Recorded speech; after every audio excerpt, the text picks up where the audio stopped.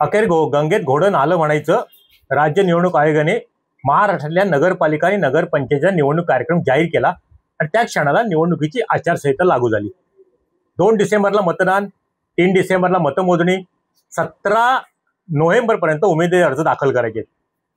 एका बाजूला निवडणूक आयोगाने आचारसंहिता जाहीर केली आणि रत्नागिरी शहरातील जे कार्यालय आहेत त्यातल्या अधिकाऱ्यांनी सुद्धा थोडासा निश्वास टाकला, कारण आचारसंहिता लागू झाली, अधिकार राज चालू झालं।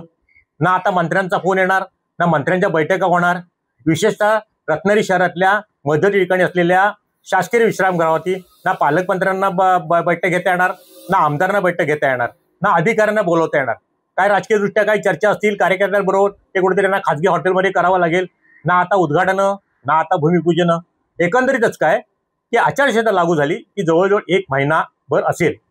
4 तारखेपर्यंत डिसेंबरच्या आचारसंहिता असेल। 2 तारखेला मतदान, 3 तारखेला निकाल आणि एकंदरीत पुन्हा राजकीय दृष्ट्या सगळा विषय चर्चेचा सुरू झाला। आता रत्नागिरी नगरपालिका विचार केला, आता 32 नगरसेवक निवडून द्यायचे 16 प्रभागातनं, त्यामध्ये 50% महिला आहेत, अनुसूचित जातीचा एक प्रभाग आहे आणि आता पुन्हा एकदा शिवसेनेची भाजप युती होणार का, महाविकास आघाडी एकत्रित लढणार का, असे तर्कवितर्क आता नाक्यावरती ह्या निवडणुकीची आचारसंहिता लागू झाल्यानंतर सुरू झाली। पण हे काय की आता कोणत्या परिस्थितीत अधिकारी वर्गाला मात्र वारंवार उठबस करावं लागणार नाही।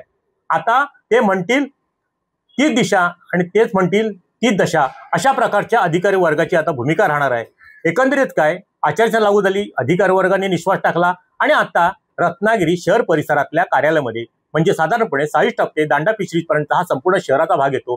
साधारणपणे 75 ते 78 हजार मतदार या उद्याच्या निवडणुकीमध्ये मतदान करणार आहेत आणि त्यामुळे आता रस्त्यांची जी काही कामं होणार आहेत त्यामध्ये काही अडचण येईल असं वाटत नाहीये, कारण वर्क ऑर्डर कामाचा कार्यान्वयन आदेश कॉन्ट्रॅक्टरला पूर्वी दिलाय आणि आता पालकमंत्री उदय सामंतांनी सांगितल्याप्रमाणे येत्या काही दिवसांमध्ये ती कामं रस्त्याची झाली तर पुन्हा एकदा रत्नागिरीकरांना दिलासा मिळेल। पण नेमकी रत्नागिरीकरांची मानसिकता कोणाच्या पारड्यात आहे हे अजूनही स्पष्ट झालेलं नाही। आता ही नुसती आचारसंहिता जाहीर झाले त्यामुळे आता ही कुठेतरी निवडणुकीची सुरुवात झाली। पण एक मात्र आहे की आजपासून महिनाभर रत्नागिरी शहर परिसरातील कार्यालयामध्ये मात्र अधिकार राज सुरू झालंय असंच म्हणावं लागेल।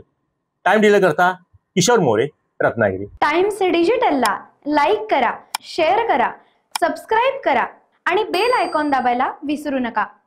Times digital.